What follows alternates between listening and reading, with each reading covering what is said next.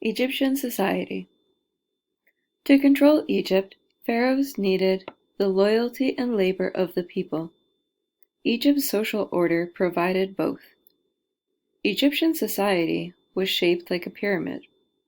The pharaoh was at the top of that pyramid.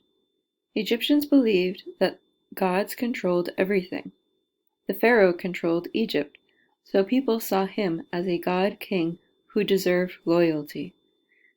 Just below the pharaoh were nobles, priests, and officials. They helped the pharaoh govern Egypt.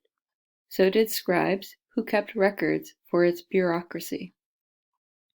Merchants and artisans made up a middle level. In Egypt, painters, stonecutters, and builders spent their entire lives working on temples and tombs. Farmers were lower on the social pyramid. By far, most of the people of ancient Egypt were farmers.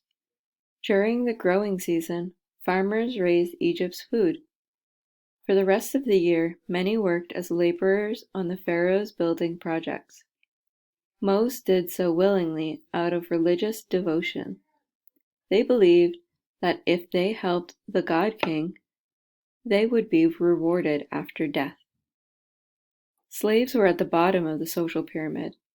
Many were prisoners of war or debtors who were freed from slavery after serving for a period of time. Slaves were the property of their owners and had to do forced labor.